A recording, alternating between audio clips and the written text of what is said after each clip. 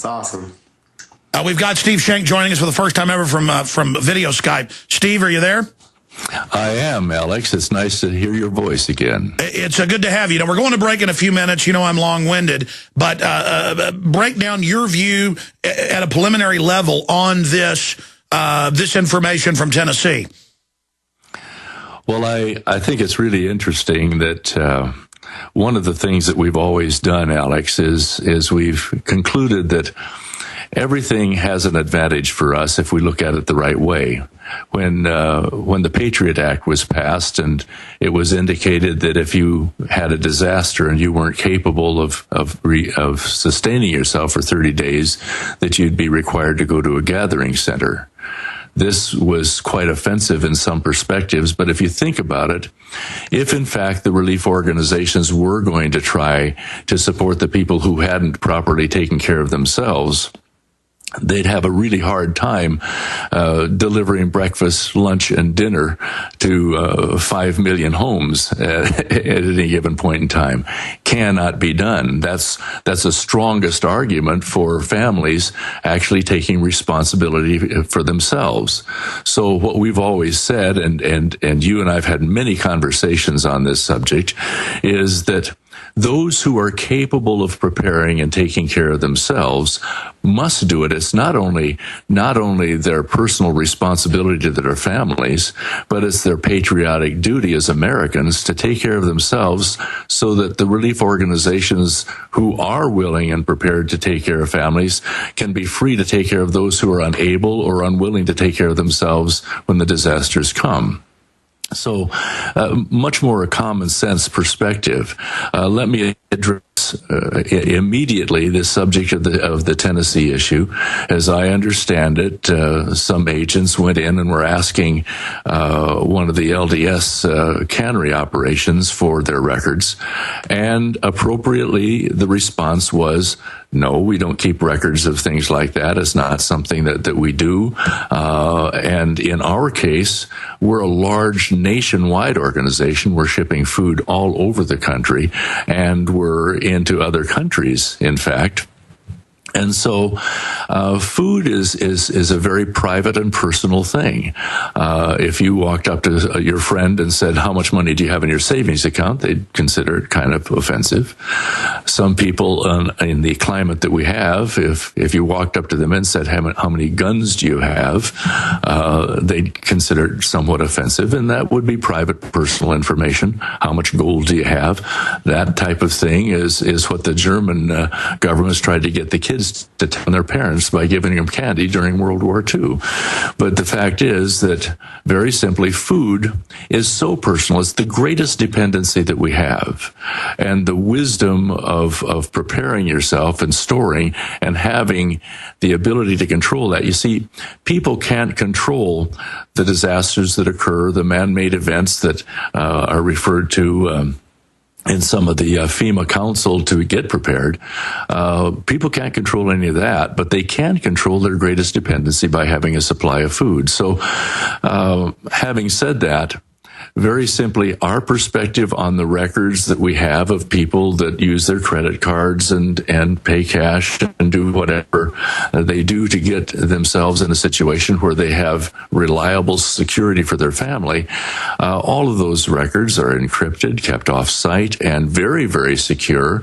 And we don't see that as necessary because of the federal government being hostile. We see that as just an extremely important issue of privacy. You can't go into a bank and say to the manager of the bank, hey, listen, I know John Schmelz, and I want to know how much money is in his account. That's a personal thing. And your food being even more basic than money, being even more basic than ammunition and guns, being even more basic than just about anything else, for families that are concerned about taking responsibility and fulfilling their patriotic duty to be responsible Americans and take care of themselves, that's a very private matter, and it's just as secure and just as importantly done so as would be your bank account or anything else that you have. Well, that's Steve, very, very what does this tell us, though? Because we know that police departments, state departments, they've been hoarding food for years now. The fact that they are wanting to know this, why do you think they're going door to door in Tennessee? Why are they focusing on Tennessee? Is Tennessee a beta test? I mean, what's your gut on that? Well, my gut is that yes, it can possibly be. Hey, I love that ringer. That's awesome. Go ahead and start over. My gut feel on the Tennessee issue is that there are elements within the federal organization that are interested in tracking and finding out what's going on with the folks.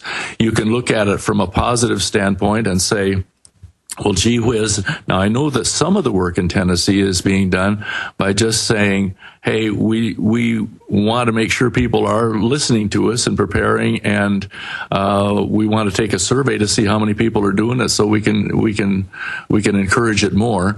Unfortunately, from our past history, that has not been the motivation in many cases for gathering information on the part of the system. So I think that it would be well taken by families to be concerned with this.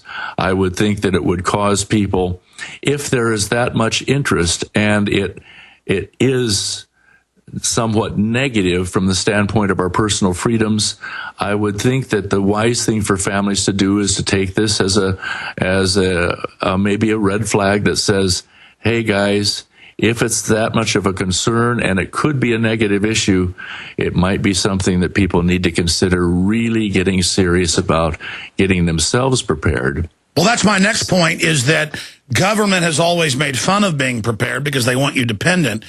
Unless you're in Switzerland where they've got their head screwed on straight. They say, have a year of food, have firearms, know how to use them. That's because Switzerland wants to be sovereign and secure.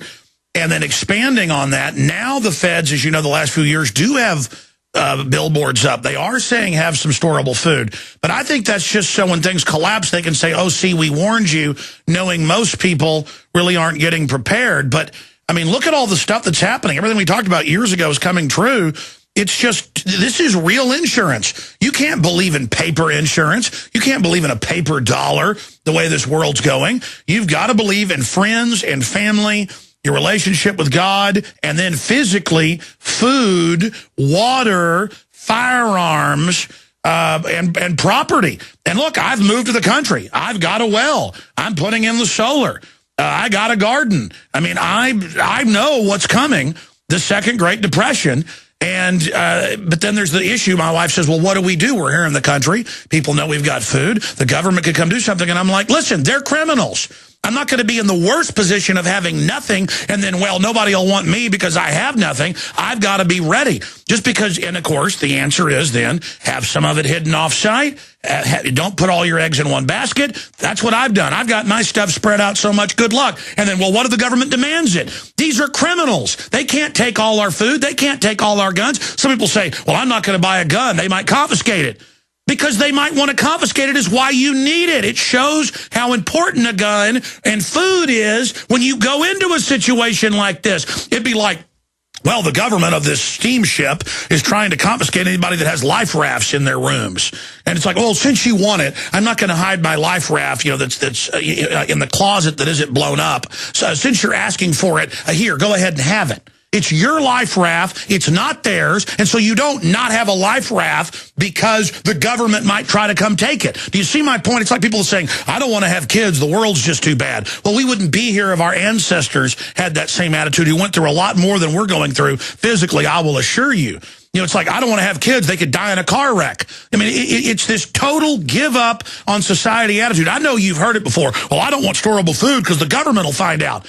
If the government's that criminal, you better well have some storable food. Do you see my point, Steve? I know I'm ranting. Oh, absolutely. And, you know, what we try and do, we know that a lot of people look at people like us, folks like us, and say, boy, they're half a bubble off with one oar in the water, a brick shy of a load, and a taco short of a blue plate special because they're into this right-wing radical stuff. All that this news article and these events in Tennessee are showing us is that we become more and more responsible for our own freedoms. Food is freedom, my friends. And however you want to look at this, it is alarming that they came and asked. But the answer that they got was, we keep no records, and besides, if we did keep records, they're none of your business. Well, that's why eFoods from the very beginning has been very, very careful. Well, Steve, stay there. Finish up on the other side, and then talk about ways to protect your food and how long it lasts. Then Bob Chapman's coming up with a blitz of news. But efoodsdirect.com/Alex. They have their Christmas and holiday specials right there. efoodsdirect.com/Alex. You are listening to GCN. Visit GCNlive.com today.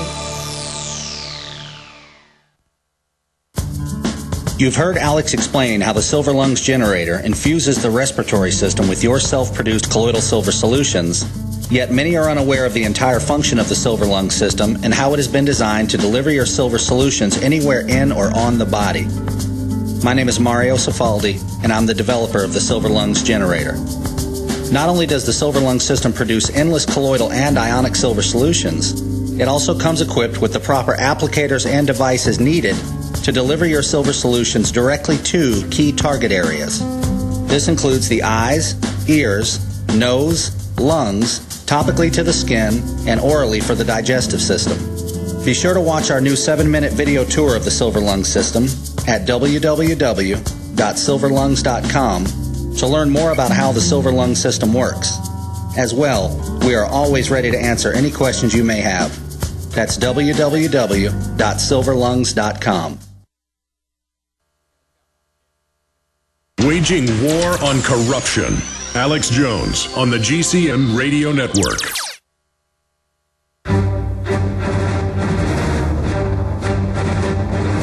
Big Brother, mainstream media, government cover-ups.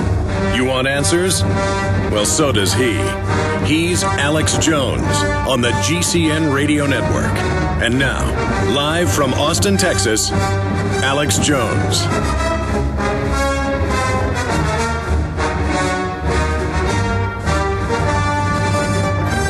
All right, we've got an insane news blitz coming up in T-minus 8 minutes when Bob Chapman joins us. You're going to want to stay with us. I'm going to run down just crazy news breaking left and right, get his quick take on it, get some economic breakdown, and then take your calls.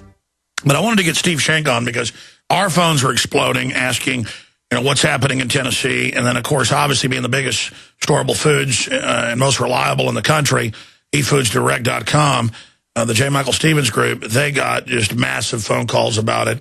And it's just unbelievable to see how crazy things are getting. But, ladies and gentlemen, if you don't have firearms and you don't know how to use them, you're crazy. And if you don't get basic training for them and store them right, you're crazy as well. And I'm not trying to lecture you here, but this is all common sense. The system wants us domesticated. And in every case, from Stalin to Pol Pot right through, they use food as a weapon. Henry Kissinger said they'd use food as a weapon in State Department Memorandum 200. The UN said it in '96 at their World Food Conference. That's why they're trying to shut down family farms and ranches. But look, America's fighting back. Here's the Hill today. I meant to get to this earlier with Steve. Farm Dust Bill approved in the House. The legislation is needed, H.R. 1633, because any dust, including hay, is considered a toxic waste, $10,000 fines. It passed 268 to 150. Now, that's the EPA shutting down most of our power plants now that aren't General Electric owned. This is a military economic attack on us by the bankers. They don't like the wealth of this country. They want to consolidate it. They want you under their control. Defeat them. Grow gardens. So what if the cops come and say you can't and they have to inspect it in areas of Oklahoma and Michigan? They're crazy authoritarians, and they need to be confronted. And somebody wants to know about your food, they can go to Hades. And at a certain point, ladies and gentlemen, look, I got guns and I got food and you're not getting them. At a certain point, you got to say, I'm manned up and that's the end of it. Now go ahead and try it. You just can't live your whole life groveling. It invites these wolves. Now, side issue, I'm ranting, and I've got to get you back up soon for a full hour, Steve, to talk everything food, because I'm hearing food ads everywhere, all these fly-by-night companies I never heard of. It's obviously people are finally waking up. I hope they go to efoodsdirect.com/Alex for those specials. I hope they give you guys a call, but you're not here for that today. And I said we wouldn't go there, but I can't help it. I believe in this, so I can't shut up. But briefly, we're even out of time. I got Bob Chapman holding. He's great. He's awesome. He's a sweetheart. I'll get his take after you leave. Stay there. We'll do 2 more minutes on the other side, but get started now. What do you recommend you do? Because I know you've given advice for years on the food. If things do break down, it's not the government you're going to have to worry about probably. It's going to be